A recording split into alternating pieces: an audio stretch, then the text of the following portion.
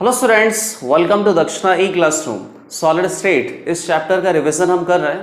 Theory already last lecture में revise हो चुका है, तो आज के लेक्चर में केवल क्वेश्चंस का प्रैक्टिस हमें करना है। क्वेश्चन 1 आप देखिए, in an ionic solid r positive radius of cation is 1.6 angstrom and r negative radius of anion is 1.864 angstrom. Use radius ratio rule to determine edge length of a cubic unit cell.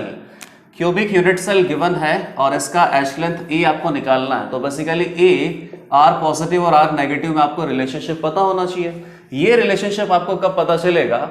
जब cubic unit cell आप अच्छे से बना सको।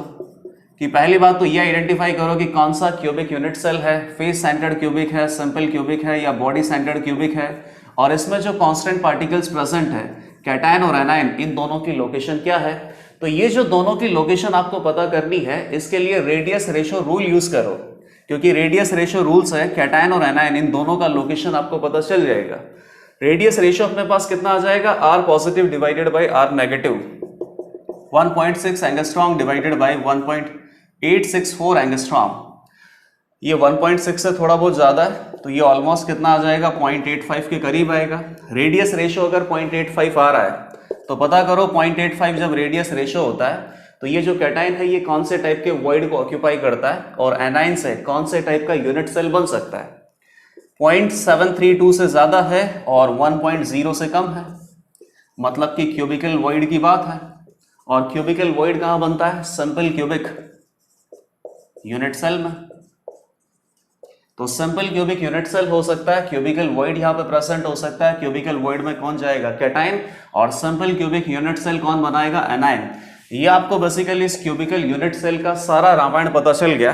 अब आपको क्या करना है? इस क्यूबिकल यूनिट सेल का एच लेंथ ई फाइंड आउट करना है। तो ये सब हटा देते हैं। एच लेंथ ई फाइंड आउट करने के लिए ए और आर पॉजिटिव आर नेगेटिव में रिलेशनशिप आपको चाहिए। ये रिलेशनशिप हमेशा हम कहां से निकालते हैं? जहां से कैटायन और एनायन कांटेक्ट में होता है। कैटायन और एनायन कांटेक्ट में कहां पे हो सकता है? वॉइड में ही हो सकता है, क्योंकि वॉइड में जो कैटायन प्रेजेंट होता है वो एनायन के कांटेक्ट में इधर ही आएगा।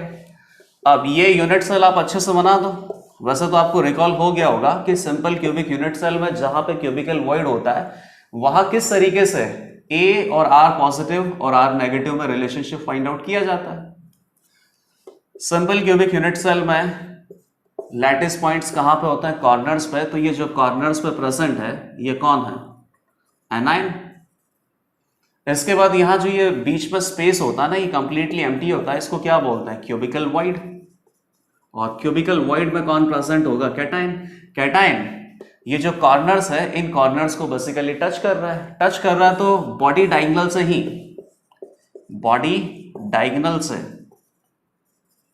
A R positive are negative में रिलेशनशिप फाइंड आउट किया जा सकता है। किस तरीके से? ये कॉर्नर है, ये कॉर्नर है, ये कॉर्नर पे एनायन है और ये बीच में क्यूबिकल वॉइड में कैटायन प्रेजेंट है। तो क्या बनेगा? आर नेगेटिव आर नेगेटिव, यहां से क्या आएगा? R positive plus r positive, तो 2r negative plus 2r positive. ये अपने पास टोटल बॉडी डायगोनल का डिस्टेंस हो गया। और बॉडी डायगोनल का डिस्टेंस किसके इक्वल होता है? √3a के। ए अपने पास क्या हो सकता है? इस क्यूबिकल यूनिट सेल का एच लेंथ हो सकता है।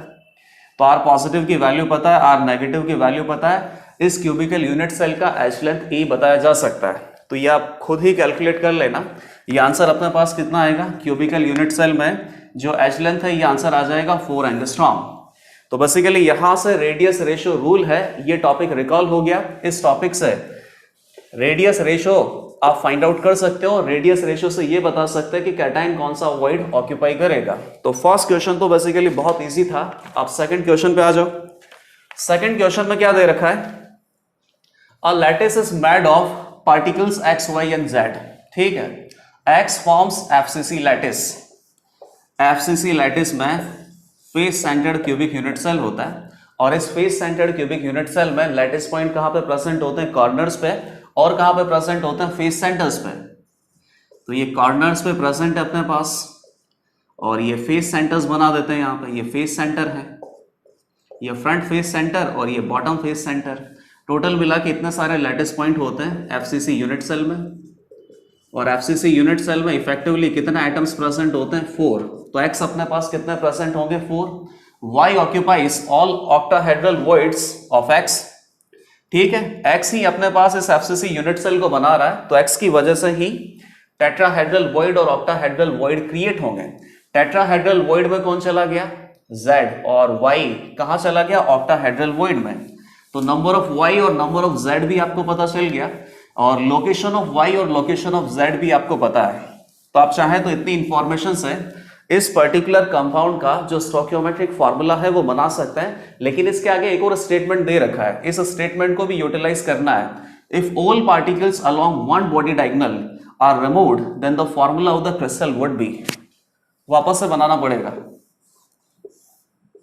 एक बॉडी डायगोनल के अलोंग सारे एटम्स को रिमूव किया जा सकता है। तो बेसिकली अब जो अपने पास यूनिट सेल है, इस यूनिट सेल का क्या स्टोइकियोमेट्रिक फार्मूला हो सकता है? एटम्स सारे ही रिमूव हो सकते हैं, चाहे x हो, चाहे y हो, चाहे z हो, लेकिन बॉडी डायगोनल के अलोंग होना चाहिए। तो x अपने पास कहां प्रेजेंट है? x से बन रहा है FCC unit cell. Unit cell में लेटिस पॉइंट कहां होते हैं? कॉर्नर्स पे और फेस सेंटर्स पे। ये लो, y कहां प्रेजेंट होगा? ऑक्टाहेड्रल वॉइड्स को ऑक्यूपाई कर रहा है। तो ऑक्टाहेड्रल वॉइड कहां होता है? एक तो सेंटर में होता है और बाकी एजेस के सेंटर में होता है। सेंटर में एक ऑक्टाहेड्रल वॉइड प्रेजेंट होता है, और एजेस अपने पास टोटल कितना होता है? 12 एजेस में ये जो ऑक्टाहेड्रल वॉइड है इस यूनिट सेल में कितना शेड होता है? 1/4 पार्ट। तो 1/4 इंटू 12 कितना हो गया? 3। 3 + 1 कितना हो गया? 4। इफेक्टिवली Z अपने पास एफसीसी यूनिट सेल में 4 होता है, तो ऑक्टाहेड्रल वॉइड भी कितना आएगा? 4 × 1 और 4 ही आता है। सिमिलरली टेट्राहेड्रल वॉइड कहां प्रेजेंट होता है? ये जो कॉर्नर है, कॉर्नर से ये जो डिस्टेंस होता है ना, √3a/4, हर किसी कॉर्नर के आसपास यहाँ पे टेट्राहेड्रल वॉइड प्रेजेंट होता है। और टेट्राहेड्रल वॉइड अपने पास कितने प्रेजेंट होंगे? टोटल 8 प्रेजेंट होंगे, क्योंकि 8 कॉर्नर्स यहाँ पे प्रेजेंट है। 8 कॉर्नर्स के आसपास 8 tetrahedral void FCC unit cell में प्रेजेंट होते हैं। और अपने पास एक और फार्मूला क्या होता है कि जितना इफेक्टिवली यूनिट सेल में एटम्स प्रेजेंट होते हैं, कौन सा एटम जो यूनिट सेल का फॉर्मेशन कर रहे हैं, उसको अगर आप 2 से मल्टीप्लाई कर दो तो नंबर ऑफ टेट्राहेड्रल वॉइड्स आ जाते हैं। ये जानकारी हमें ऑलरेडी पता है। If all particles along one body diagonal are removed, तो बॉडी डायगोनल की बात करते हैं। ये बॉडी डायगोनल आप देख लो। तो इस बॉडी डायगोनल के अलोंग अगर आप एटम्स को रिमूव करोगे तो फेस सेंटर के एटम्स तो नहीं जाने वाले, क्योंकि फेस सेंटर के एटम तो फेस सेंटर पे प्रेजेंट है। बॉडी डायगोनल तो बॉडी के अंदर है बेसिकली, लेकिन बॉडी डायगोनल का ये जो सेंटर है यहां से एक ऑक्टाहेड्रल वॉइड जाएगा, ठीक है। और ये बॉडी डायगोनल के अलोंग दोनों कॉर्नर्स पे 2 टेट्राहेड्रल वॉइड भी जाएंगे। और बॉडी डायगोनल में ये जो कॉर्नर्स आप मैच कर रहे हो, 2 कॉर्नर्स है, एक्स वाले एटम्स जो बेसिकली एफसीसी यूनिट सेल का फॉर्मेशन कर रहे थे वो भी जाएंगे, 2 कॉर्नर्स भी जाएंगे। अब बताइए इसका स्टोइकियोमेट्रिक फार्मूला क्या हो सकता है? तो बताइए एक्स बेसिकली कितना प्रेजेंट होगा? 2 कॉर्नर्स पे एक्स प्रेजेंट नहीं है, बाकी 6 कॉर्नर्स पे एक्स प्रेजेंट है और 6 फेस सेंटर्स पे प्रेजेंट है। तो 6 कॉर्नर्स और 6 फेस सेंटर्स। फेस सेंटर्स का कंट्रीब्यूशन हाफ होता है, कॉर्नर्स का कंट्रीब्यूशन 1/8 होता है। वाई कहां प्रेजेंट है? ऑक्टाहेड्रल वॉइड में। एक ऑक्टाहेड्रल वॉइड आपने हटा दिया, बाकी जो एजेस पे ऑक्टाहेड्रल वॉइड प्रेजेंट है वहां तो वाई प्रेजेंट होगा। तो एजेस कितनी होती है? 12। ऑक्टाहेड्रल वॉइड का कंट्रीब्यूशन कितना आता है? 1/4। और जो ये सेंटर पे ऑक्टाहेड्रल वॉइड होता है यहां से वाई को आपने हटा दिया। Z अपने पास कहां प्रेजेंट है? टेट्राहेड्रल वॉइड में। टेट्राहेड्रल वॉइड कितने होते हैं? 8। और सारे के सारे tetrahedral void completely inside body होता है, तो कंट्रीब्यूशन कितना आता है? 1। लेकिन 2 टेट्राहेड्रल वॉइड भी यहां से हटा दो तो टोटल 6 टेट्राहेड्रल वॉइड में Z प्रेजेंट है। अब ये सारा कुछ हटा दो, आंसर आ चुका है। इस आंसर को बेसिकली आपको सिंप्लीफाई करना है, तो सिंप्लीफिकेशन तो बहुत इजीली हो जाएगा। ये कितना हो गया? 3/4। ये कितना हो गया? 3। तो 3 + 3/4, तो 3 + 3/4। ये y कितना है? 3 हो गया। z कितना हो गया अपने पास? 6 हो गया। 12 15, y 3 है, z 6 है। 4 से मल्टीप्लाई कर दो तो x 15, y 12, और z कितना हो जाएगा? 6 × 4 24। किसका डिवाइड कर सकते हैं यहाँ पे? 3 का। तो x कितना हो सकता है? 5, y कितना हो सकता है? 4, और z कितना हो सकता है? 8। ये सिंप्लीफिकेशन हो गया इस पर्टिकुलर कंपाउंड का। सेकंड क्वेश्चन आपने बहुत इजीली सॉल्व कर लिया। केवल आपको इतना पता होना चाहिए कि face centred cubic unit cell कैसा होता है। Face centred cubic unit cell में लैटिस पॉइंट कहाँ प्रेजेंट होते हैं, और इन लैटिस पॉइंट्स की वजह से जो वॉइड बनते हैं, टेट्राहेड्रल वॉइड कितने बनते हैं, ऑक्टाहेड्रल वॉइड कितने बनते हैं, और टेट्राहेड्रल ऑक्टाहेड्रल वॉइड दोनों का लोकेशन भी आपको पता होना चाहिए। टोटल 2 क्वेश्चंस हमने डिस्कस कर लिए। अब नेक्स्ट क्वेश्चन पे आ जाते हैं। नेक्स्ट क्वेश्चन है, ध्यान से पढ़ना आप इसे। If A9 A forms hexagonal close packing and cation B occupy 2/3 of octahedral void in it, then the general formula of the compound will be।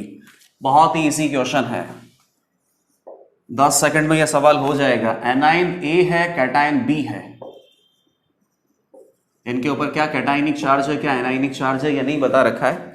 ये HCP यूनिट सेल बनाता है और ये 2/3 ऑफ ऑक्टाहेड्रल वॉइड्स को occupy करता है। Answer ही आ गया। HCP unit cell में इफेक्टिवली कितना एटम्स प्रेजेंट होता है, 6। तो A कितना हो जाएगा, 6, और 6 एटम्स अगर प्रेजेंट है तो ऑक्टाहेड्रल वॉइड भी कितने प्रेजेंट होंगे, 6 मल्टीप्लाइड बाई 1। टेट्राहेड्रल वॉइड कितने प्रेजेंट होंगे, 6 मल्टीप्लाइड बाई 2। टेट्राहेड्रल वॉइड की बात है ही नहीं, 6 मल्टीप्लाइड बाई 1, ये टोटल 6 ऑक्टाहेड्रल वॉइड है, और ऑक्टाहेड्रल वॉइड के 2/3 पार्ट को कौन ऑक्यूपाई करता है, B। तो 2/3 मल्टीप्लाइड बाई 6, ये कितना हो गया, 4। तो A6B4 ये इस कंपाउंड का जनरल फार्मूला हो गया। थोड़ा और सिंप्लीफाई कर दो तो A3B2, ये आंसर आ गया। नेक्स्ट क्वेश्चन पे आ जाओ। A transition metal can exist in 2 oxidation state +2 and +3। ठीक है भाई, कोई ट्रांजिशन मेटल है जो +2 में भी एग्जिस्ट कर सकता है और +3 में भी एग्जिस्ट कर सकता है। It forms an oxide whose experimental formula is given by MXO। MXO और X की वैल्यू यहाँ पे कितनी है, <1 है। तो ये बेसिकली अपने पास इंप्योरिटी डिफेक्ट का क्वेश्चन आ गया। अब इसको ध्यान से आप देखना, ऑक्साइड आयन के ऊपर कितना चार्ज होता है, 2-, तो इसको सेटिस्फाई करने के लिए यहां से कितना आना चाहिए, 2+, और M2+ ऑक्सीडेशन स्टेट में प्रेजेंट है। अगर ये 2+ वाला कैटायन है तो ये कितना लगेगा, 1, क्योंकि यहां से टोटल एनाइनिक चार्ज कितना आ रहा है, 1। तो कायदे से अगर अच्छा फॉर्मूला होता, स्टोइकियोमेट्रिक फॉर्मूला होता, तो ये कितना होता, MO हो सकता था। लेकिन यहां पर इसने क्या बोला कि M की वैल्यू कितनी है, X, और X यहां पे X <1 है। तो <1 है तो बेसिकली +2 अगर आप काउंट करते हो, केवल +2 वाला आप देखते हो, तो +2 मल्टीप्लाइड बाई X, और X की वैल्यू क्या है, <1। तो टोटल कैटाइनिक चार्ज कम हो जाएगा, टोटल एनाइनिक चार्ज यहाँ पे ज्यादा है। तो टोटल कैटाइनिक चार्ज और टोटल एनाइनिक चार्ज दोनों बैलेंस नहीं होंगे। बैलेंस नहीं होंगे तो ये न्यूट्रल कंपाउंड नहीं है, जबकि कंपाउंड तो न्यूट्रल ही होता है। तो फिर यहां पे क्या होगा कि कैटाइनिक चार्ज अगर कम पड़ गया तो कैटाइनिक चार्ज को कंपनसेट करने के लिए M3+ आप यहां पे ऐड कर दो। तो 3+ वाला तो बेसिकली X की जो वैल्यू है उसको <1 कर देगा। 3+ और 2+ दोनों वाले जो कैटाइन प्रेजेंट होंगे, तो कैटाइन का जो टोटल नंबर है ये बेसिकली कम प्रेजेंट होना चाहिए, क्योंकि यहां से जो कैटाइनिक चार्ज आएगा वो एनाइनिक चार्ज को ऑलरेडी सेटिस्फाई कर सकता है। इसीलिए ये नॉन स्टोइकियोमेट्रिक कंपाउंड बनता है। आपको यही चेक करना है कि नॉन स्टोइकियोमेट्रिक कंपाउंड में इसका जो जनरल फॉर्मूला है वो क्या हो सकता है। Then the ratio of metal ion in +3 to +2 oxidation state is given by, तो M2+ जो प्रेजेंट है और M3+ और M2+ का रेशियो आपको बताना है, कोई दिक्कत नहीं है। फॉर्मूला क्या आ रहा है, MXO। तो लेट अस से कि M2+ या M3+ ही बता देता हूं मैं। M3+ अज्यूम कर लेता हूं मैं Y, तो M2+ कितना होगा, 1 - Y मत लिख देना, X। टोटल X एटम्स अपने पास प्रेजेंट है एक फॉर्मूले में, और X एटम्स में से Y किसके पास चला गया, M3+ ऑक्सीडेशन स्टेट के पास। तो M2+ ऑक्सीडेशन स्टेट वाले एटम्स अपने पास कितने प्रेजेंट होंगे, X - Y। और ऑक्सीजन कितना प्रेजेंट है, 1% है ही सही, ये आपको दे रखा है। Total cationic charge must be equal to total anionic charge, या तो ऐसे कर सकते हो, total cationic charge must be equal to total anionic charge, या फिर क्या लिख सकते हो साइन के साथ, total cationic charge plus total anionic charge must be equal to 0, क्योंकि न्यूट्रल कंपाउंड है। यहां पे साइन आपको यूज नहीं करना है, और अगर पॉजिटिव का साइन लगा के इसको 0 इक्वल पुट करते हो तो कैटाइनिक चार्ज में पॉजिटिव आपको पुट करना पड़ेगा, एनाइनिक चार्ज में नेगेटिव पुट करना पड़ेगा। Total cationic charge plus total anionic charge, तब जाके ये सम कितना आएगा, 0। फिलहाल ऐसा करता हूं कि मैग्नीट्यूड से ही काम कर लेता हूं, तो कैटाइनिक और एनाइनिक चार्ज दोनों इक्वलाइज कर देते हैं। बताइए कैटाइनिक चार्ज कितना हो जाएगा, 2 multiplied by X - Y plus 3 multiplied by Y, ये कैटाइनिक चार्ज हो गया। एनाइनिक चार्ज कितना हो जाएगा, 1 मल्टीप्लाइड बाई ऑक्साइड आयन के ऊपर चार्ज कितना होता है, -2। तो ये अपने पास आंसर आ रहा है। कितना हो गया ये 2x माइनस 3y, और यहां से कितना आ जाएगा प्लस 3y, तो y plus 2x that is equal to 2, y is equal to 2x minus 2। ये y की वैल्यू आ गई।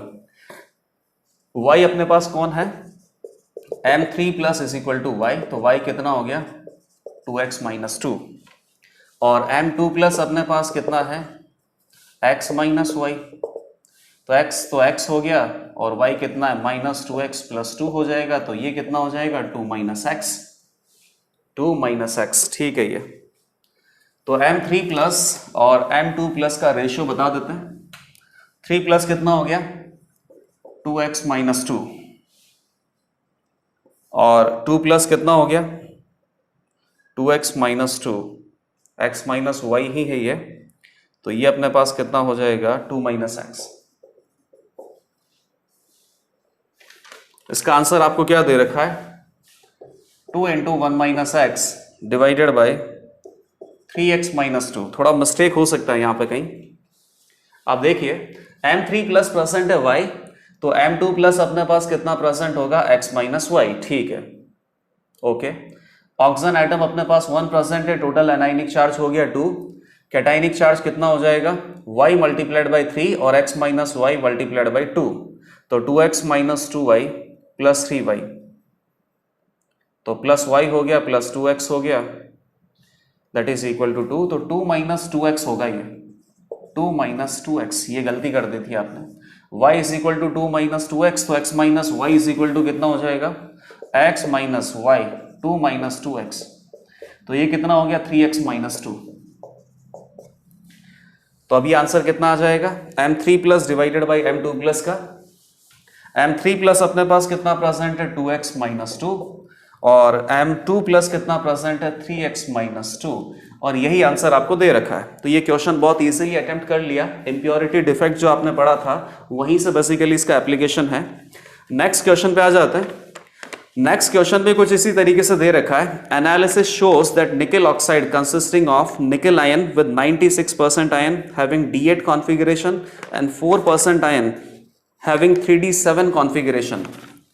दो टाइप के मेटल आयन प्रेजेंट है, इसका मतलब इम्प्योरिटी डिफेक्ट है। तो यहां से जो फॉर्मूला है वो स्टोइकियोमेट्रिक रेशियो में नहीं आएगा, नॉन स्टोइकियोमेट्रिक रेशियो में आएगा। निकल 2 प्लस और निकल 3 प्लस प्रेजेंट है, ये मुझे कैसे पता चला? कॉन्फ़िगरेशन दे रखा है 3D8 और 3D7, बताइए निकल 2 प्लस कितना हो सकता है 18 प्लस 4s2 3D8, ये होता है निकल। निकल 2 प्लस कितना हो जाएगा 3D8 हो जाएगा। सिमिलरली निकल 3 प्लस कितना होगा 18 प्लस 4s2 3D8 होता है, ये निकल का फॉर्मूला। और यहां से 2 प्लस 2 इलेक्ट्रॉन हटा दिया आउटर मोस्ट शेल में से, एक और इलेक्ट्रॉन और हटाना है तो कितना हो जाएगा 3D7। तो निकल 2 प्लस की बात है, निकल 3 प्लस की बात है। ये कितना परसेंट है 96% है, और ये कितना परसेंट होगा फिर 4% होगा। विच amongst the following is the best representation of formula of oxide, ठीक है।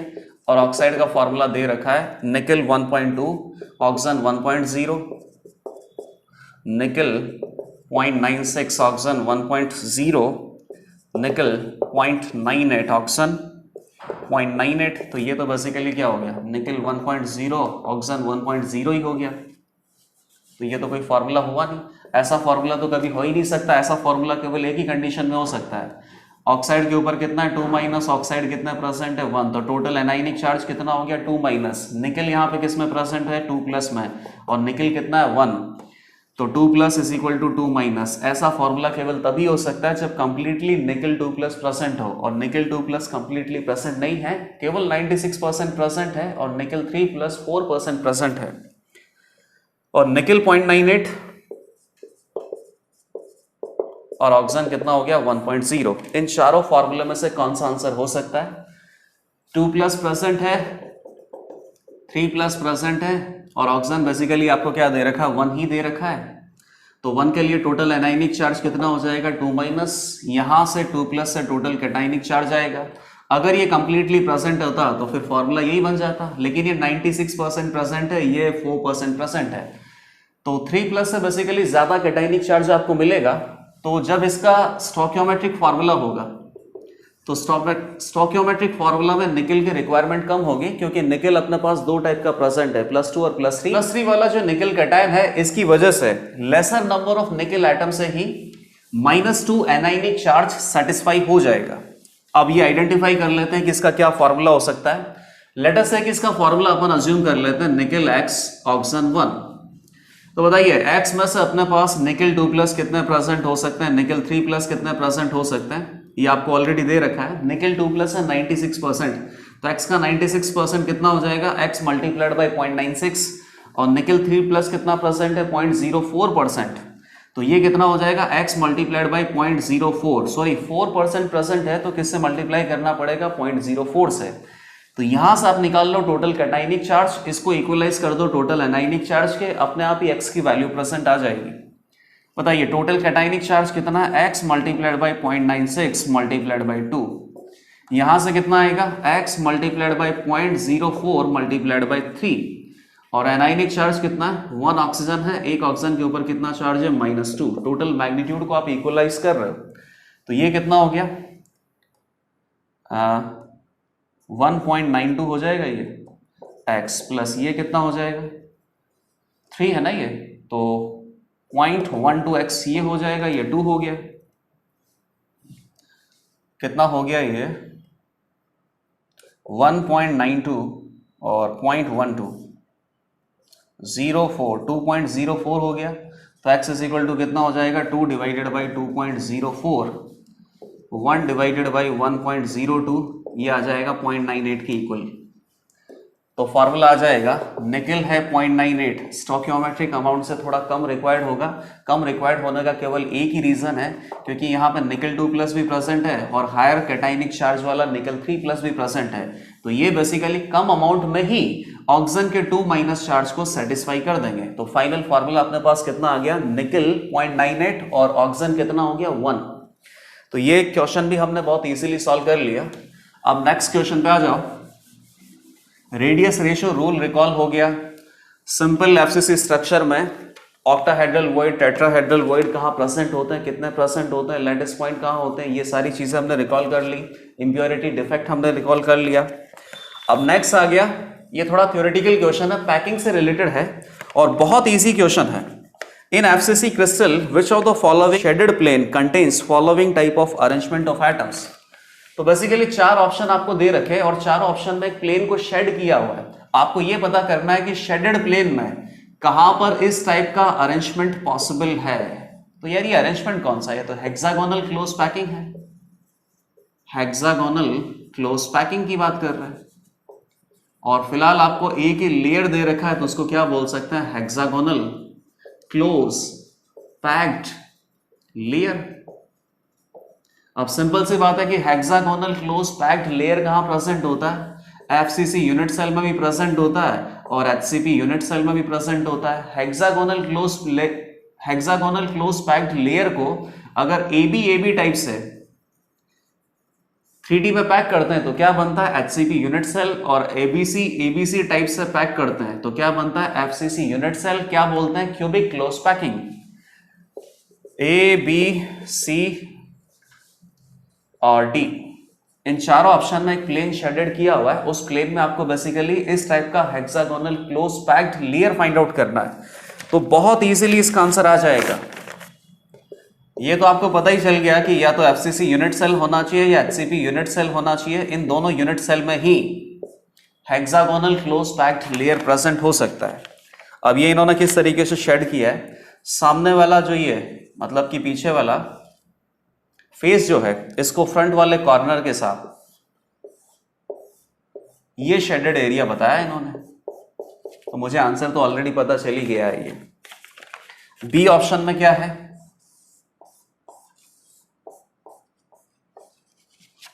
बी ऑप्शन में इन्होंने कर रखा है कि ये जो बॉडी डायगोनल्स हैं एक तरीके से ऑपोजिट कॉर्नर्स, यहां पे शेडेड एरिया है। सी ऑप्शन में ये एक जो फेस है ना, इस फेस पे शेडेड एरिया बना दिया। और डी ऑप्शन में यूनिट सेल को बाइफरकेट करते हुए एक प्लेन इन्होंने ड्रॉ किया है इस तरीके से। और इस प्लेन को इन्होंने शेडेड एरिया बना दिया। तो कौन सा आंसर हो सकता है? बहुत इजीली आपको पता है, हेक्सागोनल क्लोज पैक्ड लेयर आपको बनाना है। और ये लेयर आपको कहां पता चलता है? सबसे पहले तो आप ये देख लो कि HCP यूनिट सेल बना के नहीं दे रखा है, क्योंकि HCP यूनिट सेल बना के दे रखा होता तो फिर उसमें ये लेयर हम फाइंड आउट करने की कोशिश करते हैं। Most probably face centred cubic unit cell ही आपको बना के दे रखा है। और face centred cubic unit cell में आप 3D पैकिंग को किस तरीके से देख पाते हो, ये आपको एक बार बताया था मैंने। Face centred cubic unit cell बना देता हूं, और इस face centred cubic unit cell में आपको क्या देखना है? ABC type of packing. वो आपको फिगर से भी समझ में आएगा, मैं आपको एक फिगर भी दिखाऊंगा। ऑलरेडी आपको एग्जैक्ट सेम फिगर दिखा भी रखा है।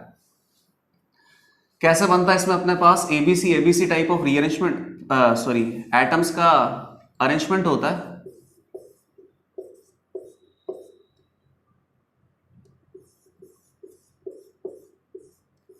ये ए लेयर, ये बी लेयर, ये सी लेयर, ये ए लेयर।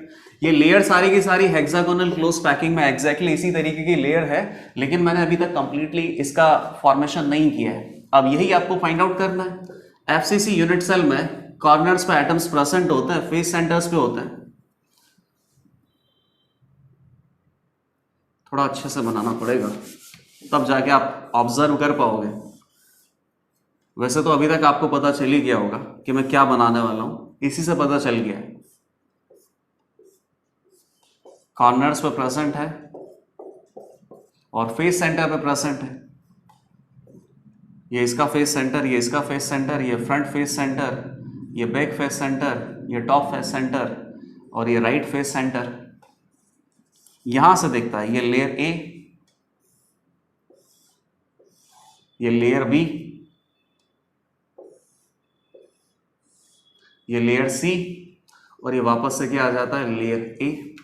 तो इसी तरीके से आप हेक्सागोनल क्लोज पैकिंग में जब देखते हो तो एफसीसी यूनिट सेल नजर आता है। तो ये हेक्सागोनल क्लोज पैकिंग का एक लेयर है। ये लेयर आपको कहां नजर आ सकता है? या तो इस तरीके से, या इस तरीके से, या इस प्लेन में, या इस प्लेन में। और ये प्लेन आपको बना के दे रखा है। कहां पे बना के दे रखा है? ऑप्शन नंबर ए में। तो ऑप्शन नंबर ए में जो शेडेड प्लेन है, इस शेडेड प्लेन में एटम्स का arrangement hexagonal close packed layer में हो सकता है। नेक्स्ट क्वेश्चन पे आ जाओ।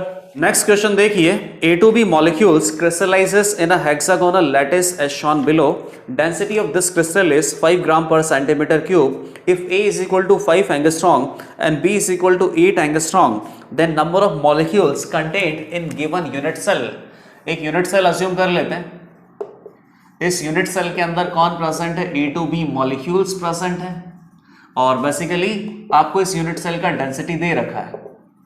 डेंसिटी कितना है? 5 ग्राम पर सेंटीमीटर क्यूब। तो इस यूनिट सेल की डेंसिटी से आपको यह फाइंड आउट करना है कि एक पर्टिकुलर यूनिट सेल के अंदर इफेक्टिवली A2B मॉलिक्यूल्स कितने प्रेजेंट हो सकते हैं। तो बेसिकली क्या फाइंड आउट करना है? Z। बताइए डेंसिटी का फॉर्मूला क्या है, क्योंकि डेंसिटी के फॉर्मूले को अप्लाई करके ही Z का वैल्यू आप पता कर सकते हो। डेंसिटी इज इक्वल टू कितना होता है? Mass by volume. मास किसकी वजह से आएगा? जो यहां पे कांस्टेंट पार्टिकल्स यूनिट सेल में प्रेजेंट है। कांस्टेंट पार्टिकल अपने पास कौन है? A2B molecule. तो एक A2B मॉलिक्यूल का mass multiplied by number of A2B molecules. Let us say कि number of A2B molecules present in this unit cell is Z, और एक A2B मॉलिक्यूल्स का क्या मास है? तो इसका मोलर मास आपको दे रखा है 259.8 ग्राम पर मोल। ये तो एक मोल मॉलिक्यूल का मास हुआ। एक मॉलिक्यूल का मास कितना हो जाएगा? 259.8 ग्राम पर मोल डिवाइडेड बाय 6.023 इंटू 10⁻23 मॉलिक्यूल्स। ये एक मॉलिक्यूल का मास है। अज्यूम कर लिया कि इफेक्टिवली A2B मॉलिक्यूल एक यूनिट सेल में कितने परसेंट है? Z। तो ये अपने पास हो गया टोटल मास। टोटल मास में यूनिट सेल के वॉल्यूम का डिवाइड कर दो, वॉल्यूम ऑफ यूनिट सेल। तो यूनिट सेल के वॉल्यूम का अगर आप डिवाइड कर दोगे तो यहां से क्या आ जाएगा? Density 5 gram per centimetre cube. Volume of unit cell आपको दे रखा है। Mass of one A2B molecule आपको पता है। डेंसिटी आपको पता है। क्या पता चल जाएगा कि इस यूनिट सेल में इफेक्टिवली A2B मॉलिक्यूल्स कितने प्रेजेंट है। लेकिन यूनिट सेल का जो वॉल्यूम है ये आपको बहुत अच्छे से निकालना है, क्योंकि कोई क्यूबिकल यूनिट सेल नहीं है, कोई hexagonal close packed unit cell नहीं है। यहां पे इन्होंने अपना ही यूनिट सेल बना के दे रखा है। यूनिट सेल आप देखिए,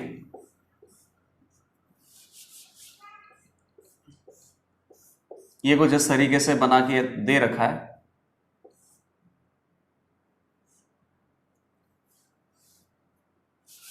ऐसा करता हूं मैं तो क्यूबिकल ही बना देता हूं, उसमें स्पेसिफिकेशन इंडिकेट कर देंगे ताकि आपको लगे नहीं कि क्यूबिकल यूनिट सेल है।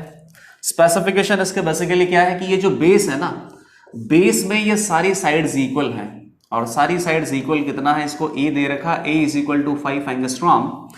सिमिलरली ये हाइट है, इस हाइट का नाम इन्होंने क्या दे रखा है, b, b is equal to 8 angstrom. तो बेस और हाइट के बीच में एंगल कितना है, 90 डिग्री का है, लेकिन बेस में ये जो साइड्स हैं, इन साइड्स में एक एंगल आपको कितना दे रखा है, 120, और ये सारी साइड्स इक्वल हैं। तो इस पर्टिकुलर हेक्सागोनल यूनिट सेल का नाम दे रखा है हेक्सागोनल, बाकी एचसीपी यूनिट सेल तो ये है नहीं। इस हेक्सागोनल यूनिट सेल का वॉल्यूम आपको फाइंड आउट करना है, और यही सबसे यहाँ पर डिफिकल्ट प्रोसेस है। ये वॉल्यूम अगर आपने फाइंड आउट कर लिया तो total mass divided by total volume that is equal to density, ये फॉर्मूला अप्लाई करो, effectively a two b molecule इस पर्टिकुलर यूनिट सेल में कितने प्रेजेंट होंगे, ये आंसर अपने पास आ जाएगा। तो बताइए वॉल्यूम कितना हो सकता है, volume of unit cell is equal to area of base multiplied by height, इससे आ जाएगा। हाइट अपने पास कितना है, 8 एंगस्ट्रॉम, बी हाइट आपको दे रखा है, एरिया ऑफ बेस, तो बेस आप ऑब्जर्व करो, बेस कुछ ऐसा है, 120 डिग्री का एंगल है, ये ए है, ये ए है, ये ए है, और ये भी ए है, ये 60 का होगा, ये 60 का होगा, ये अगेन 120 का होगा। 120 का हाफ कितना हो गया, 60 का, ये 60 का एंगल है तो ये भी कितना हो जाएगा, 60 का 120 का हाफ। तो ऑलमोस्ट सारे एंगल इक्वल हैं, ऑलमोस्ट क्या, सारी एंगल इक्वल हैं, दो साइड्स अगर ए है तो ये जो डायगोनल है ये भी कितना हो जाएगा, ए। तो ये एरिया कितना आ जाएगा, इक्विलैटरल ट्राइंगल का एरिया, और इधर से भी एक और इक्विलैटरल ट्राइंगल बन रहा है, तो दोनों इक्विलैटरल ट्राइंगल के एरिया का सम आप कर दो, 2 multiplied by √3 multiplied by A square, और ए अपने पास कितना दे रखा है, 5 एंगस्ट्रॉम। तो यहां से आप इस यूनिट सेल का एरिया वॉल्यूम कैलकुलेट कर सकते हो। वॉल्यूम की वैल्यू आप यहां पे पुट करो तो finally z is equal to कितना हो सकता है, ये आंसर आप पता कर पाओगे। वॉल्यूम को एक बार अच्छे से मैं लिख देता हूं, वॉल्यूम कितना हो जाएगा, √3a² multiplied by 2 area of total base multiplied by height. तो कितना हो गया ये, 2 मल्टीप्लाइड बाई 4 √3 इधर है, 2 multiplied by √3 divided by 4, A square कितना हो जाएगा, 25 angstrom square multiplied by 8 angstrom, ये कितना हो गया 400 √3 एंगस्ट्रॉम कितना हो जाएगा, 10⁻⁻8 सेंटीमीटर क्यूब। तो 100 √3 इंटू 10⁻⁻24 सेंटीमीटर क्यूब, इतना आंसर आ गया। अब डेंसिटी वाले फॉर्मूले में इसको पुट करना है, ये सब हटा देते हैं। डेंसिटी कितना है, 5 gram per centimetre cube multiplied bye z multiplied by mass of 1 A2B molecule कितना हो जाएगा, 259.8 ग्राम डिवाइडेड बाय 6.023 इंटू 10⁻23। ये एक मोल मॉलिक्यूल का मास है, 6.023 इंटू 10⁻23 का डिवाइड करेंगे तो एक मॉलिक्यूल का मास आ जाएगा, multiplied by total number of molecule, total mass आ गया। ये टोटल मास कहाँ प्रेजेंट है, यूनिट सेल के अंदर, और यूनिट सेल का वॉल्यूम कितना है, 100 √3 मल्टीप्लाइड बाय 10⁻24 सेंटीमीटर क्यूब। तो ये ग्राम सेंटीमीटर क्यूब सब निकल लेगा, केवल आपके पास z इज इक्वल टू कितना आ जाएगा, 2। इसको आप सॉल्व करके देखना, z इज इक्वल टू 2 ही आएगा। तो ये क्वेश्चन भी आपने बहुत अच्छे से सॉल्व कर लिया। केवल डेंसिटी का जो फॉर्मूला है ना, ये आपको रिकॉल करना था, और इस पर्टिकुलर क्वेश्चन में यूनिट सेल भी आपको एक अलग से डिफरेंट बना के दे रखा है, तो कोई दिक्कत नहीं है। इस यूनिट सेल का वॉल्यूम आपने बहुत अच्छे से निकाल लिया, और फाइनली इस यूनिट सेल के अंदर z इज इक्वल टू 2, मतलब कि इफेक्टिवली A2B मॉलिक्यूल 2% होंगे, ये आंसर फाइंड आउट किया। अब नेक्स्ट क्वेश्चन पे आता है। नेक्स्ट क्वेश्चन क्या है, Na spheres of radius r are melted in x Na small spheres। तो बेसिकली एक बिगर स्फीयर है, और इस बिगर स्फीयर को स्मॉलर स्फीयर में मेल्ट कर रहे हैं। थोड़ा बहुत मैथमेटिक्स आएगा अभी यहां पे अच्छे से। बिगर स्फीयर को स्मॉलर स्फीयर में मेल्ट कर रहे हैं, तो मुझे ऐसा लगता है कि ये पूछेंगे कि स्मॉलर स्फीयर कितने परसेंट हो सकते हैं। Na spheres of radius r are melted in x into Na smaller spheres so that when face-centered lattice is generated from smaller spheres, the edge length is formed to be 2⁵ capital R. Find the value of x। बहुत easy question है। एक बिगर sphere है r, इससे आप क्या generate कर रहे हो, स्मॉलर स्फीयर, और इसका रेडियस कितना है, स्मॉलर r। ये Na स्फीयर्स हैं और ये अपने पास कितने हो जाएंगे x इंटू Na। जैसे मान लो कि x की वैल्यू अगर 4 है तो एक स्फीयर से कितना बना रहे हैं 4 स्फीयर, x की वैल्यू अगर 8 है तो एक स्फीयर से कितना बना रहे हैं 8 sphere. So that when the face centred cubic unit cell is generated from smaller sphere, इस स्मॉलर स्फीयर से FCC यूनिट सेल आपने बना दिया, तो कॉर्नर पे प्रेजेंट होगा, फेस सेंटर पे प्रेजेंट होगा, क्या रेडियस है small r, edge length is formed to be 2⁵ capital R। यहां से जो एज लेंथ आएगा ना वो इतना आ रहा है, तो बताओ एज लेंथ यहां पे कितना हो सकता है। एज लेंथ की वैल्यू क्या होती है A। Face centred cubic unit cell में एज लेंथ कहां से आता है, फेस डायगोनल से आता है, क्योंकि फेस डायगोनल में जो एटम्स होते हैं ये एक दूसरे से कनेक्टेड होते हैं। तो फेस डायगोनल की अगर बात करें तो फेस डायगोनल में ये कॉर्नर का एटम है और ये फेस सेंटर का एटम है R plus R plus R plus R, कितना होता है 4R is equal to √2A।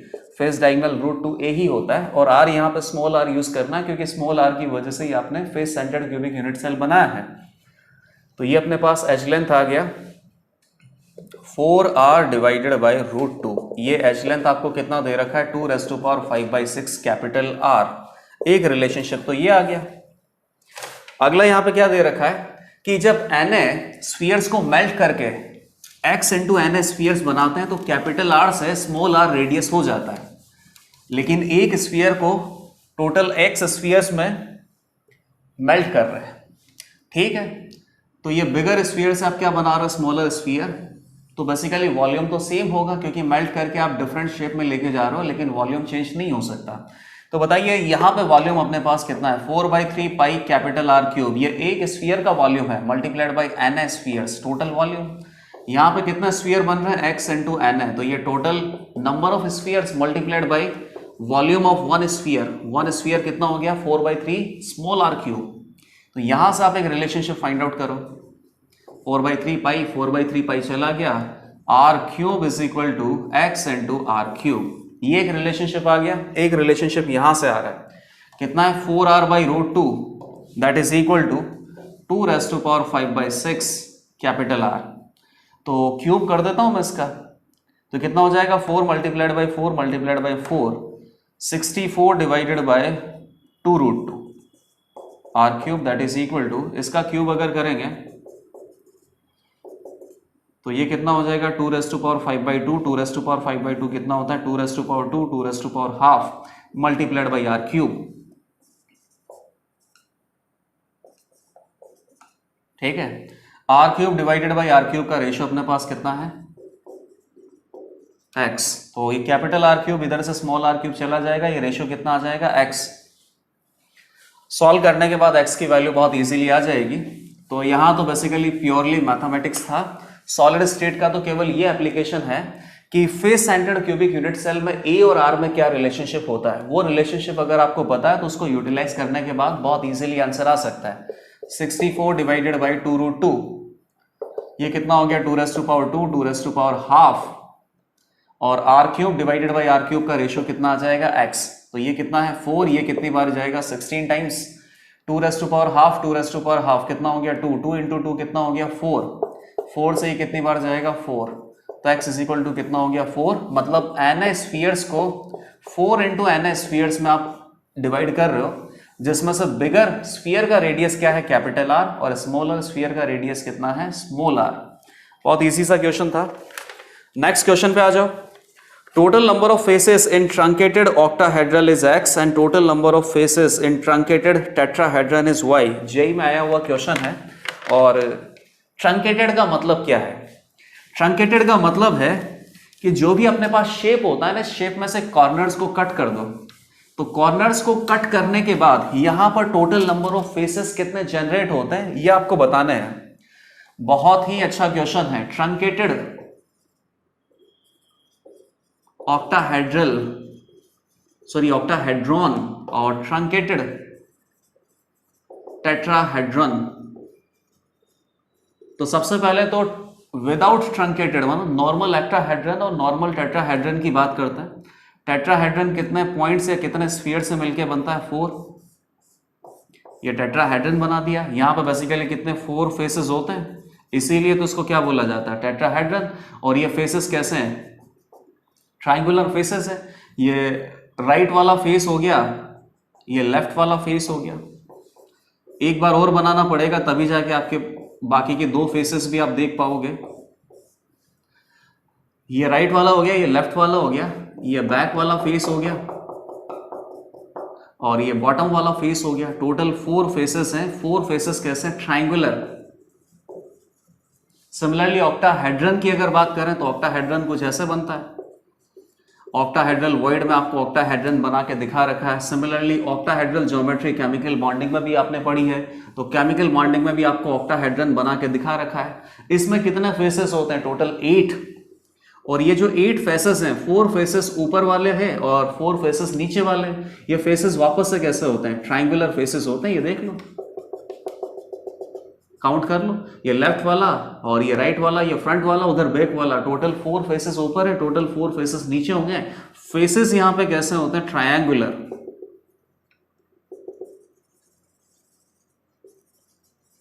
Total कितने होते हैं? 8। इसीलिए इस ज्योमेट्री को क्या बोलते हैं? ऑक्टाहेड्रन। ये टेट्राहेड्रन, ये ऑक्टाहेड्रन। अब क्या करना है कि इनके कॉर्नर्स को कट करना है। कॉर्नर्स को कट करने के बाद यहां पर किस टाइप के फेसेस जनरेट हो सकते हैं? टोटल फेसेस बेसिकली ज्यादा हो जाएंगे तो आपको टोटल फेसेस का वैल्यू बताना है। टोटल फेसेस का वैल्यू आप बहुत इजीली बता सकते हो, लेकिन मैं यहां पे जो नए फेसेस जनरेट होंगे उन फेसेस का ज्योमेट्री भी आपको बताऊंगा। अब देखना ध्यान से, टेट्राहेड्रन बना रहा हूं मैं। बताओ, इसको कट करो, इसको कट करो, इसको कट करो, इसको कट करो। तो ऑलरेडी एग्जिस्टिंग अपने पास कितने फेसेस थे? 4 फेसेस तो हो गए। और आप इस ज्योमेट्री को ऊपर से देखो, ऊपर से अगर देखोगे तो ऊपर से ये कट करेगा, तो यहां बेसिकली कुछ इस तरीके से फेस जनरेट हो रहा है। ठीक है ना, इस तरीके से फेस जनरेट होगा, इस पॉइंट से, इस पॉइंट से और इस पॉइंट से। तो फेस तो इधर जनरेट होगा। 1 2 3 4 नए फेसेस जनरेट होंगे। टोटल कितने हो गए? 8। ये जो नए फेसेस जनरेट हो रहे हैं ना, ये कौन से जनरेट हो रहे हैं? ट्रायंगुलर। और ये जो पुराने ट्रायंगुलर फेसेस थे, ये कॉर्नर्स को कट करने से कैसे फेसेस हो गए? देखना, ये कॉर्नर को कट किया तो 1 पॉइंट 2 पॉइंट, यहां से इसका कॉर्नर को कट किया मैंने तो ये 1 पॉइंट, ये 2 पॉइंट। इधर से इसके कॉर्नर को कट किया तो ये 1 पॉइंट 2 पॉइंट। ये कुछ ऐसा फेस जनरेट हो रहा है। 1 2 3 4 5 6 कॉर्नर से, मतलब कि हेक्सागन जनरेट हो रहा है। तो अब हेक्सागोनल फेसेस अपने पास कितने हो गए? 4। जो एग्जिस्टिंग फेसेस थे ट्रायंगुलर, वो हेक्सागोनल फेसेस में कन्वर्ट हो गए। 4 पहले से थे, 4 कॉर्नर्स को कट करने से और बन गए, तो टोटल 8 फेसेस अपने पास आ गए। नए जो बने वो ट्रायंगुलर फेसेस हैं, पुराने जो थे वो हेक्सागोनल फेसेस में कन्वर्ट हो गए। अब इसी तरीके से आप ऑक्टाहेड्रन पे ध्यान दो। ऑक्टाहेड्रन में टोटल फेसेस कितने? 8 और कॉर्नर्स कितने? 6। तो 6 कॉर्नर्स को कट करेंगे तो 6 फेसेस नए जनरेट हो जाएंगे। तो 8 और 6 कितना हो जाएगा? 14। तो टोटल 14 फेसेस ट्रंकेटेड ऑक्टाहेड्रन में होंगे और टोटल 8 फेसेस ट्रंकेटेड टेट्राहेड्रन में होंगे। तो आंसर अपने पास कितना आ जाएगा? 22। अब यहां पे जो फेसेस हम बना रहे हैं उनको भी आप देख लो अच्छे से।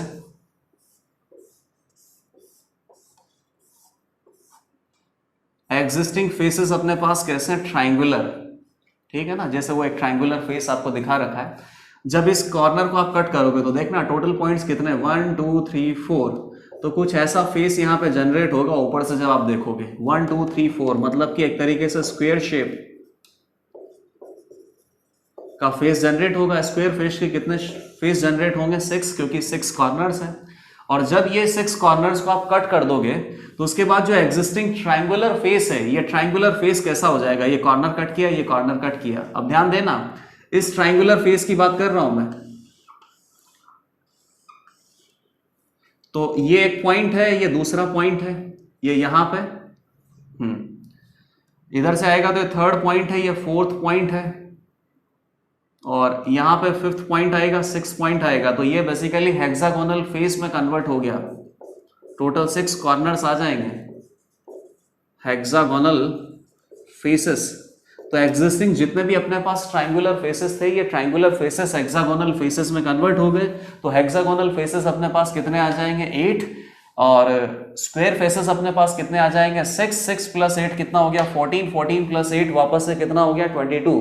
ट्रंकेटेड ऑक्टाहेड्रन और ट्रंकेटेड टेट्राहेड्रन में टोटल फेसेस कितने हो जाएंगे? 22। ये फिगर से भी आप बहुत अच्छे से देख सकते हो, 3D फिगर से।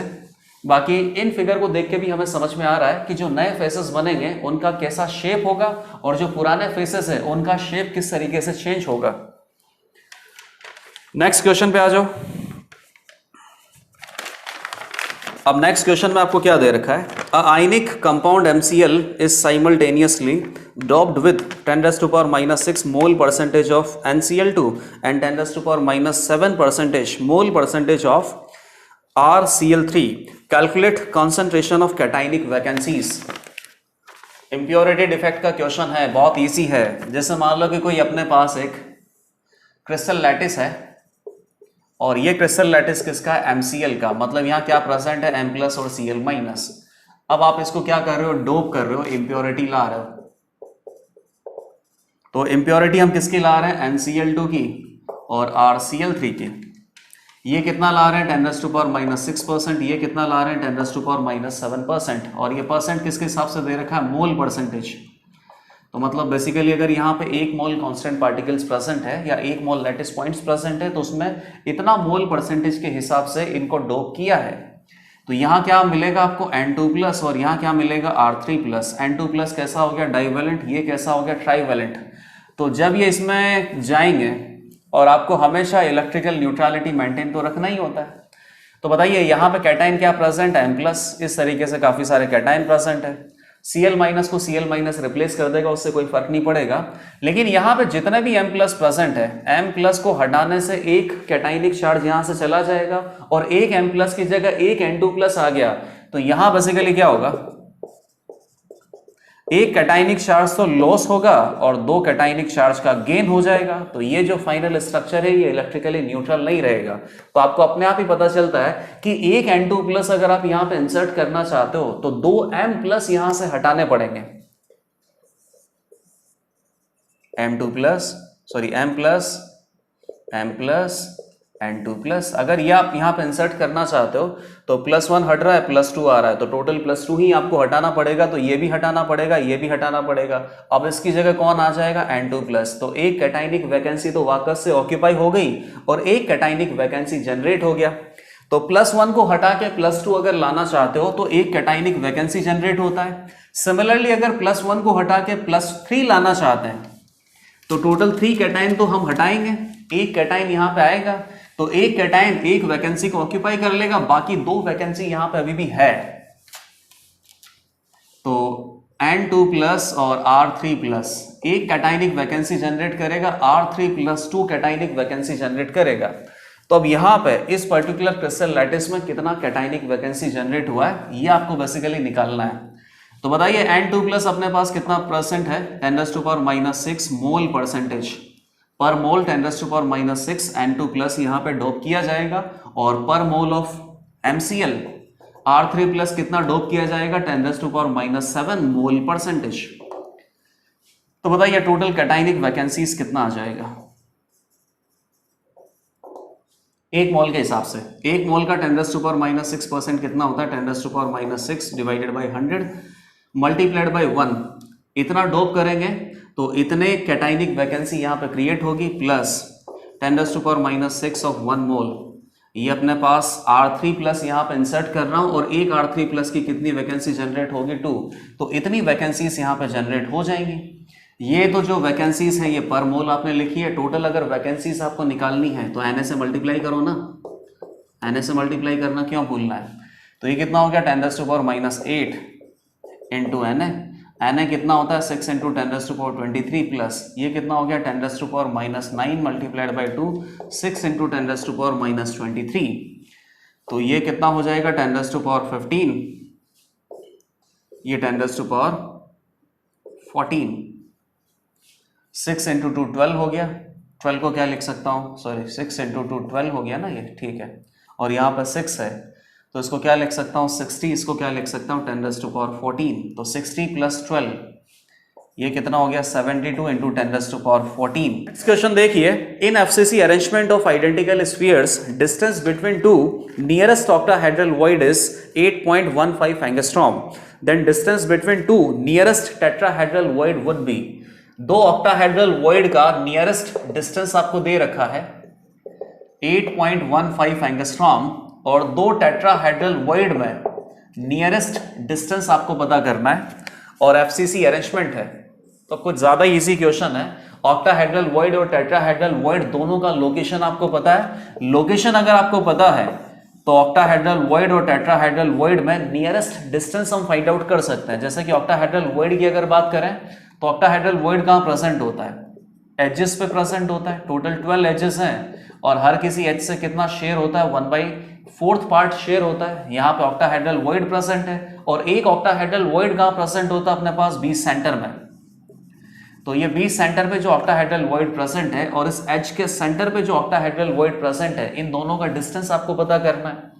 या फिर दोनों एजेस के बीच में ये जो ऑक्टाहेड्रल वॉइड प्रेजेंट है, यहां तक का ये डिस्टेंस भी पता किया जा सकता है। तो ये डिस्टेंस मिनिमम आएगा या फिर ये डिस्टेंस मिनिमम आएगा, ये आपको देखना है। तो ये डिस्टेंस आप कैसे निकालोगे? इस डिस्टेंस को बेसिकली बेस पे प्रोजेक्ट कर लो। तो ये जो सेंटर है, ये सेंटर बेसिकली यहां पे आएगा एक तरीके से, और ये एच का जो सेंटर है ये बेसिकली कॉर्नर पे आ जाएगा। तो ये डिस्टेंस आपको फाइंड आउट करना है। ये इन दोनों के बीच का डिस्टेंस हो जाएगा। ये अपने पास कितना है? ए 90 डिग्री का एंगल है। ये डिस्टेंस अपने पास कितना हो जाएगा? फेस डायगोनल का आधा ही तो हो रहा है। फेस डायगोनल का जो हाफ है वही अपने पास सेंटर पे जो ऑक्टाहेड्रल वॉइड प्रेजेंट है और एजेस पे जो ऑक्टाहेड्रल वॉइड प्रेजेंट, इन दोनों के बीच का डिस्टेंस आएगा। तो √2a डिवाइडेड बाई 2। √2a अपने पास क्या होता है? फेस डायगोनल, उसका जस्ट हाफ करना है। तो ये अपने पास ऑक्टाहेड्रल वॉइड्स के बीच में नियरेस्ट डिस्टेंस आएगा। वैसे आपको एक कंफ्यूजन और हो रहा है कि कोई भी दो पर्टिकुलर एजेस के बीच में ये जो ऑक्टाहेड्रल वॉइड प्रेजेंट है, यहीं से भी हम ये डिस्टेंस फाइंड आउट कर सकते हैं। तो कोई दिक्कत नहीं, आप ये डिस्टेंस भी फाइंड आउट करो, एग्जैक्टली सेम ही आएगा। वो तो ये कितना है अपने पास? a/2 है। ये कितना है? a/2। एग्जैक्टली एज के सेंटर में ऑक्टाहेड्रल वॉइड प्रेजेंट होता है। तो प्रिंसिपल आपको पता है, सॉरी परपेंडिकुलर पता है, बेस पता है, हाइपोटेनस आपको बताना है। a²/4 प्लस a²/4 कितना हो जाएगा? a²/2 अंडर रूट लोगे तो a/√2 आएगा और a/√2 वहीं से आ रहा है। तो ऑक्टाहेड्रल वॉइड में जो नियरेस्ट डिस्टेंस है ये कितना आ गया? a/√2 8.15 angstrom. यहां से अपने पास क्या आ जाएगा? a। अब नेक्स्ट आपसे पूछा क्या है? टेट्राहेड्रल वॉइड के बीच में जो डिस्टेंस है ये पूछा है। तो face centred cubic unit cell बनाओ, उसमें टेट्राहेड्रल वॉइड का लोकेशन इंडिकेट करो। लोकेशन इंडिकेट करने के बाद दो टेट्राहेड्रल वॉइड के बीच में मिनिमम डिस्टेंस आप पता करो। टेट्राहेड्रल वॉइड कहां होते हैं? कॉर्नर के जस्ट पास में होते हैं, बॉडी डायगोनल के अलोंग। जैसे ये बैक फेस का कॉर्नर है, ये फ्रंट फेस का कॉर्नर है, तो ये क्या बनेगा? Body diagonal. और इस बॉडी डायगोनल के अलोंग ही यहां पर इस जगह पे √3a/4 डिस्टेंस पे क्या प्रेजेंट होता है अपने पास? Tetrahedral void. सिमिलरली यहां पर भी इस बॉडी डायगोनल के अलोंग √3a/4 डिस्टेंस पे यहां भी क्या प्रेजेंट होगा? Tetrahedral void. तो इन दोनों टेट्राहेड्रल वॉइड के बीच में ये डिस्टेंस आपको फाइंड आउट करना है। तो ये डिस्टेंस कितना हो सकता है? बहुत इजीली हम बता पाएंगे। चलो पहले ये देख लो, ऐसा करो कि ये जो टेट्राहेड्रल वॉइड यहाँ पे प्रेजेंट है कॉर्नर के पास में, इस टेट्राहेड्रल वॉइड का बेसिकली कोऑर्डिनेट क्या हो सकता है?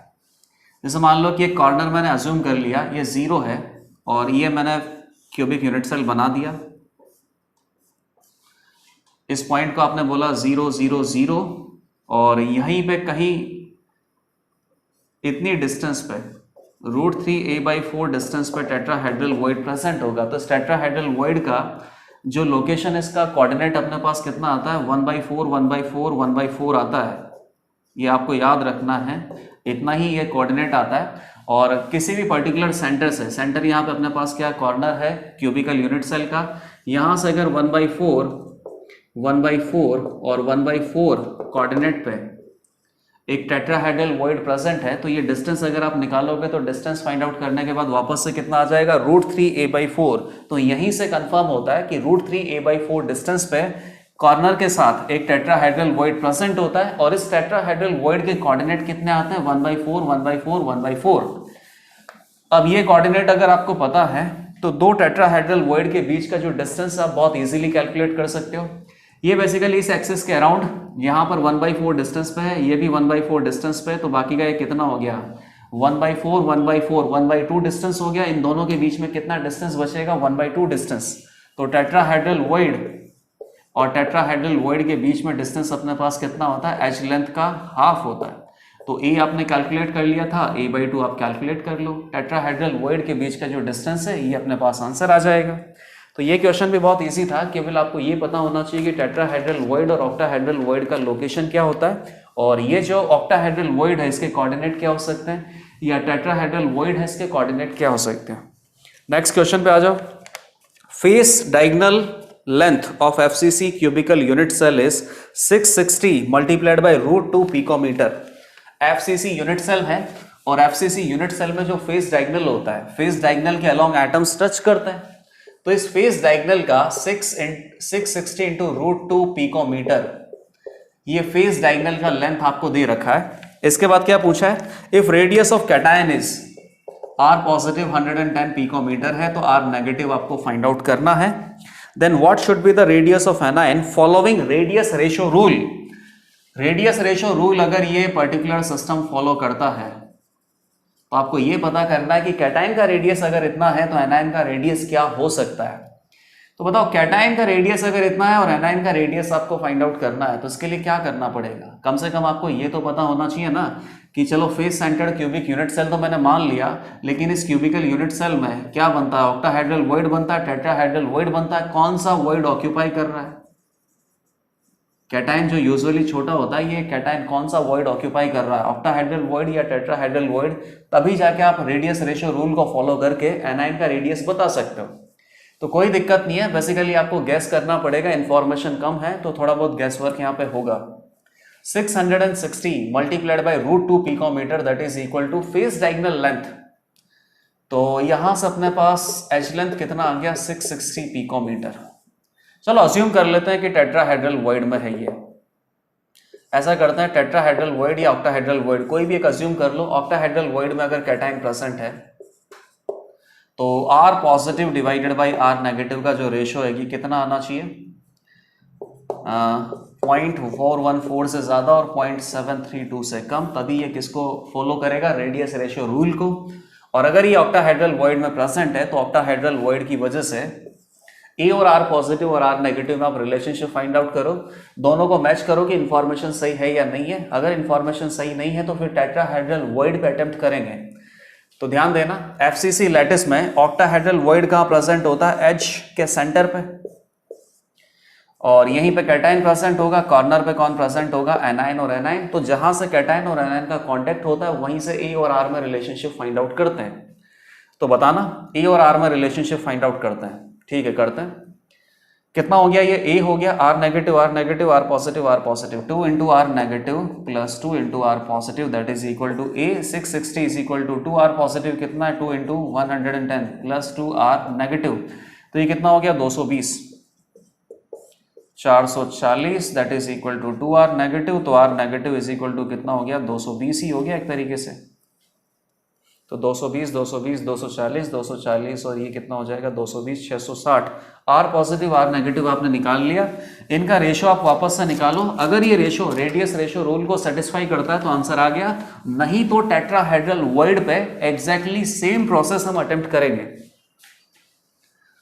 Are positive by are negative कितना है 110 डिवाइडेड बाई 220, हाफ आ रहा है, हाफ कितना होता है 0.414 से ज्यादा है और 0.732 से कम है, तो ऑक्टाहेड्रल वॉइड में ये प्रेजेंट होगा। ये आपने फाइनली आंसर निकाल लिया। इसमें पूछा क्या था अपने पास, if radius of cation is this much then what should be the radius of anion. Radius of anion आपने फाइंड आउट कर लिया 220 पिकोमीटर। अब एक बार ऐसा करते हैं कि टेट्राहेड्रल वॉइड में भी अटेम्प्ट कर लेते हैं और वहां से ये प्रूव करना होगा कि कैटायन यहाँ पे टेट्राहेड्रल वॉइड में प्रेजेंट नहीं है। तो टेट्राहेड्रल वॉइड से a are positive are negative में कोई भी रिलेशनशिप हम डिराइव नहीं कर सकते। चलो टेट्राहेड्रल वॉइड में अगर ये प्रेजेंट है तो टेट्राहेड्रल वॉइड कहाँ होता है, कॉर्नर के पास में √3a/4 डिस्टेंस पे यहां होता है। ये डिस्टेंस अपने पास कितनी होती है √3a/4। ये टेट्राहेड्रल वॉइड में कैटायन प्रेजेंट है, ये कॉर्नर पे अपने पास कौन प्रेजेंट है, एनायन। हमेशा सेंटर पे प्रेजेंट होता है, ये जो एटम का सेंटर होता है ना वो कॉर्नर को मैच करता है। तो क्या आ गया आर नेगेटिव आर पॉजिटिव कितनी डिस्टेंस होती है, √3a/4,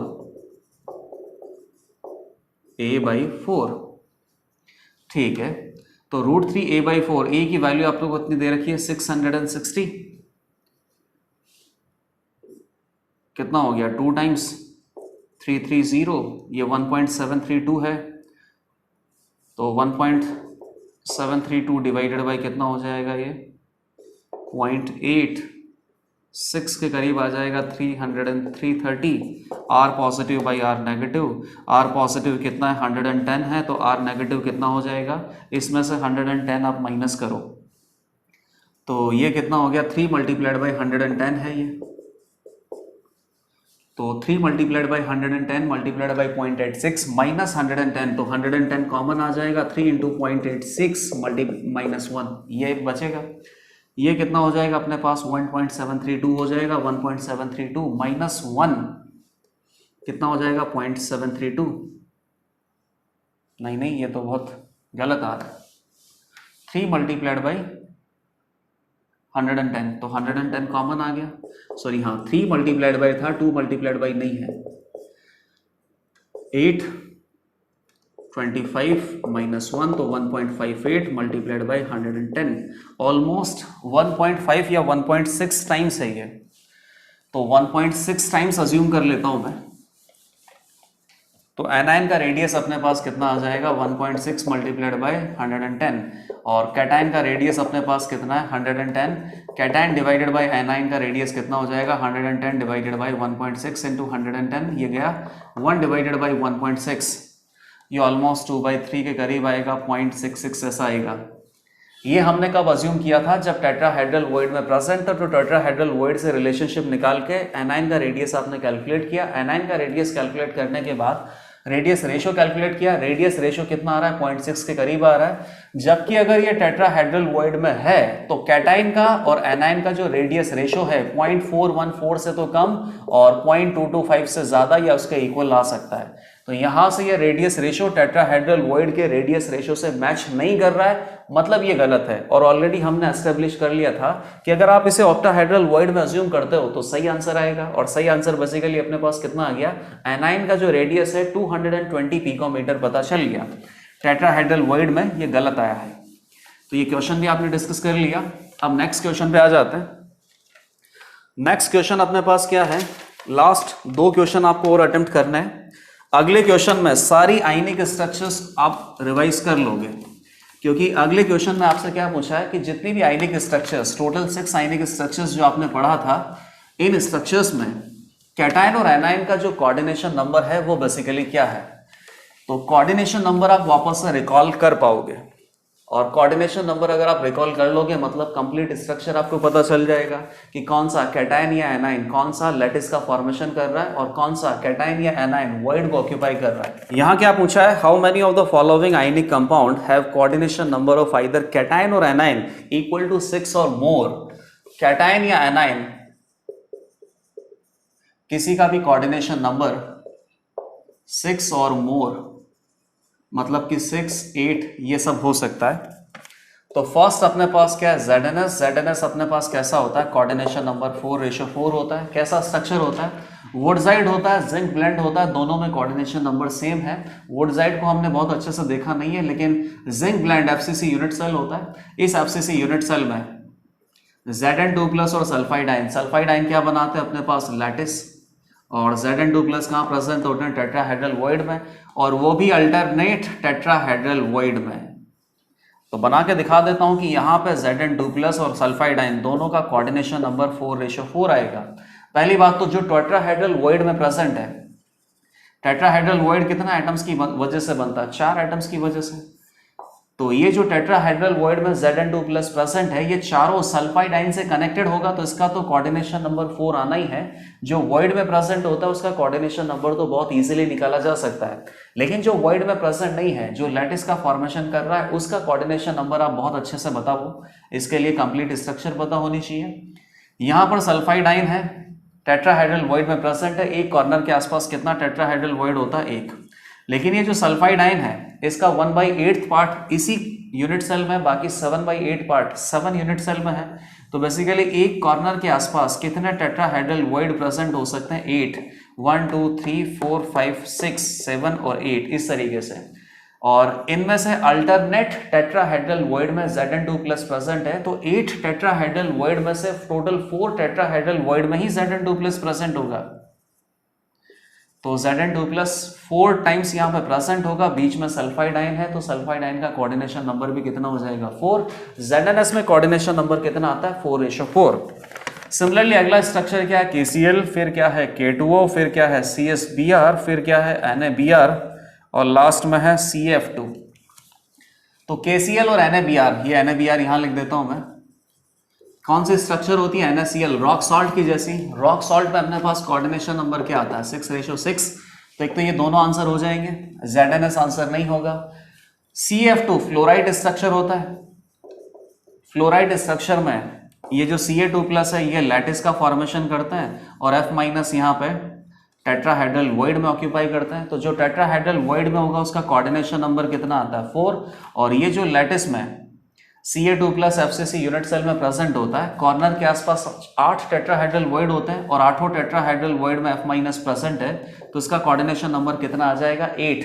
8:4 इसका कोऑर्डिनेशन नंबर होता है। कैटायन या एनायन किसी एक का कोऑर्डिनेशन नंबर 6 या 6 से ज्यादा है तो ये भी आंसर होगा। यहां पर कोऑर्डिनेशन नंबर 8:4 है, तो इसी का जस्ट एंटी फ्लोराइड स्ट्रक्चर या तो Na2O बोल लो या K2O बोल लो। यहां पर कोऑर्डिनेशन नंबर कितना होगा? 4:8। अगेन ये भी आंसर होगा। CSBr किसके जैसा होता है? CSCl के जैसा। और CSCl में कोऑर्डिनेशन नंबर अपने पास कितना आता है? 8:8। कैसी स्ट्रक्चर होती है? Simple cubic with cubical void occupied. तो यहां पे CS प्लस प्रेजेंट है और ये CS प्लस 8 कॉर्नर के Cl माइनस या Br माइनस से कनेक्टेड है, तो CS प्लस का कोऑर्डिनेशन नंबर तो कितना हो गया? 8। और Cl माइनस का कोऑर्डिनेशन नंबर कितना होगा? वो भी 8 ही होगा। क्यों? क्योंकि ये जो Cl माइनस इस कॉर्नर पे प्रेजेंट है ये टोटल 8 यूनिट सेल में शेयर्ड है और हर किसी यूनिट सेल के बॉडी सेंटर पे CS प्लस तो प्रेजेंट होगा ही ना। तो टोटल इस मिला के ये Cl माइनस 8 यूनिट सेल में 8 बॉडी सेंटर पे प्रेजेंट CS प्लस से कनेक्टेड होगा। 1 2 3 4 5 6 7 8। तो इसका कोऑर्डिनेशन नंबर भी कितना आ जाएगा? 8। यहां पे रेशियो अपने पास क्या आ जाएगा? 8:8। तो ये भी आंसर हो गया। 1 2 3 4 5 टोटल 5 स्ट्रक्चर ऐसा है जहां पर कैटायन या एनायन किसी एक का कोऑर्डिनेशन नंबर 6 या 6 से ज्यादा है। अब लास्ट क्वेश्चन पे आ जाते हैं। लास्ट क्वेश्चन सबसे अच्छा है, बहुत ही अच्छा क्वेश्चन है और सॉलिड स्टेट के जो कॉन्सेप्ट है उसके साथ साथ सॉल्यूशंस एंड कॉलिगेटिव प्रॉपर्टी के कॉन्सेप्ट भी यहाँ पे इन्वॉल्व है। थ्योरेटिकल क्वेश्चन है, सब्जेक्टिव क्वेश्चन है, बहुत टाइम आपको सॉल्व करने में लगेगा भी सही। बहुत पेशेंस के साथ सॉल्व करोगे तभी आंसर आ पाएगा। क्या दे रखा है? A solid cube of H length 25.32 millimetre of ionic compound. एक कोई सॉलिड क्यूब दे रखा है इस तरीके से, क्यूब नहीं बनाया मैंने, क्यूब ही है लेकिन ये 25.32 मिलीमीटर ये इसका एच लेंथ है और इस सॉलिड क्यूब में कोई आयनिक कंपाउंड प्रेजेंट है। तो जैसे मान लो कि इसमें कितना आयनिक कंपाउंड हो सकता है? 10 ग्राम, 20 ग्राम, 40 ग्राम, जितना भी है। Which has NaCl type structure. ठीक है, NaCl टाइप स्ट्रक्चर है। Is added to 1 kg water. The boiling point of the solution is found to be 152 degree centigrade. इसको 1 kg वाटर में आपने ऐड किया तो क्या प्रिपेयर कर लिया आपने? Liquid solution. और सॉल्यूशन के लिए यहां पे अपने पास सॉल्वेंट कौन है? वाटर है ना। और वाटर का बॉइलिंग पॉइंट कितना होता है? 100। इन्होंने क्या दे रखा है? 100.52 एलिवेशन ऑफ बॉइलिंग पॉइंट का केस आ गया। और वैसे भी आपको पता है कि सॉल्वेंट या वॉलेटाइल सॉल्वेंट में कोई नॉन वॉलेटाइल कंपाउंड अगर आप ऐड करते हो तो कॉलिगेटिव प्रॉपर्टीज ऑब्जर्व होती है। एक कॉलिगेटिव प्रॉपर्टी क्या होती है? Elevation of boiling point. Assuming 100% dissociation. 100% dissociation भी आपको अज्यूम करना है आयनिक कंपाउंड का। मतलब आई की वैल्यू कितनी आ जाएगी? NaCl टाइप स्ट्रक्चर है तो Na plus and Cl minus 2 ions में डिसोशिएट हो जाएगा। एक आयन या एक पार्टिकल 2 पार्टिकल में चला जाएगा तो आई की वैल्यू यहां पे कितनी आ जाएगी? 2। If radius of anion of ionic solid is 200 picometre then the radius of cation is. R negative आपको दे रखा है 200 पिकोमीटर, आर पॉजिटिव आपको फाइंड आउट करना है। तो बेसिकली सॉलिड स्टेट का एप्लीकेशन है, सॉल्यूशंस एंड कॉलिगेटिव प्रॉपर्टीज का भी एप्लीकेशन है। What is the radius of cation in solid, K B का वैल्यू आपको दे रखा है। के बी अपने पास क्या होता है, एक कांस्टेंट होता है, किसके लिए, सॉल्वेंट के लिए, और बॉइलिंग पॉइंट कांस्टेंट है बेसिकली 0.52 केल्विन केजी पर मोल। 75 की पावर 1/3 अगर आपको करना है तो उसको 4.22 अज्यूम करना है। Na का वैल्यू क्या अज्यूम करना है, 6.0 मल्टीप्लाइड बाई 10⁻23। अब इस क्वेश्चन को आप अटेम्प्ट करो अच्छे से। आपको क्या पता है कि आपके पास एक बड़ा सा कोई क्यूब दे रखा है, इस क्यूब में काफी सारा आयनिक कंपाउंड प्रेजेंट है। इस आयनिक कंपाउंड को अगर आपने वाटर में मिक्स किया, 1 kg वाटर में मिक्स किया तो एक सॉल्यूशन बन गया। ये वाटर का जो सॉल्यूशन है इसका बॉइलिंग पॉइंट कितना आ जाएगा, 100.52 डिग्री सेंटीग्रेड। तो यहां से बेसिकली आपको कुछ इंफॉर्मेशन पता चलेगी। इस इंफॉर्मेशन का यूटिलाइजेशन सॉलिड स्टेट के लिए करना है और फाइनली कैटायन का रेडियस आपको प्रेडिक्ट करना है। ठीक है, चलो कर देते हैं। NaCl टाइप स्ट्रक्चर है तो FCC यूनिट सेल है, Cl माइनस यहाँ पे क्या बनाएगा, FCC लैटिस बनाएगा। और ये जो M प्लस है, हाँ ठीक है, कोई भी MCl मान लेता हूं मैं आयनिक कंपाउंड को, M प्लस यहाँ पे कहाँ चला जाएगा, ऑक्टाहेड्रल वॉइड में। तो 100.52 डिग्री सेंटीग्रेड इतना न्यू बॉइलिंग पॉइंट है। New boiling point is equal to कितना होता है, old boiling point plus elevation in boiling point. तो ओल्ड बॉइलिंग पॉइंट अपने पास वाटर का कितना होता है, 100 डिग्री सेंटीग्रेड। डेल्टा टीबी का वैल्यू यहां से कितना आ गया, 0.52 डिग्री सेंटीग्रेड। बताइए डेल्टा टीबी का फॉर्मूला क्या होता है, I into M into K B. ठीक है, तो ये कितना हो गया अपने पास, डेल्टा टीबी 0.52 एंगस्ट्रॉम। I अपने पास कितना हो जाएगा 2, क्योंकि NaCl टाइप स्ट्रक्चर है। एक NaCl वाटर में सॉल्यूशन बनाने के बाद 100% जब डिसोशिएट होगा तो Na प्लस और Cl माइनस टोटल 2 पार्टिकल आपको मिलेंगे, multiplied by molality multiplied by Kb 0.52 है। तो मोलैलिटी अपने पास कितना आ गया, 1/2, दैट इज इक्वल टू 0.5। अब बताइए इस वाटर सॉल्यूशन की मोलैलिटी आपने पता कर ली, तो वाटर सॉल्यूशन के अंदर कितना आयनिक कंपाउंड है ये आपको पता करना है। आयनिक कंपाउंड मोलैलिटी कितनी है, 1/2, और जो सॉल्वेंट है वाटर ये कितना है, 1 kg। बताइए मोलैलिटी का क्या फॉर्मूला होता है, number of moles of solute divided by mass of solvent in kg। Mass of solvent in kg में कितना मास दे रखा है, 1, तो 1 into 1/2। Moles of solute ionic compound का जो मोल है वो अपने पास कितना आ गया, हाफ मोल। ठीक है, हाफ मोल आयनिक कंपाउंड है। और इस आयनिक कंपाउंड का कोई मॉलिक्यूलर मास आपको दे रखा है क्या, बिल्कुल भी नहीं। सॉलिड क्यूब आपको दे रखा है, मॉलिक्यूलर मास आपको नहीं दे रखा है। कैटायन का रेडियस फाइंड आउट करना है, एनायन का रेडियस आपको दे रखा है। ठीक है भाई, हाफ मोल अगर ये आयनिक कंपाउंड है तो basically half mole, half multiplied by Na, इतनी फॉर्मूला यूनिट्स होंगी। ठीक है, ये सब हटाओ।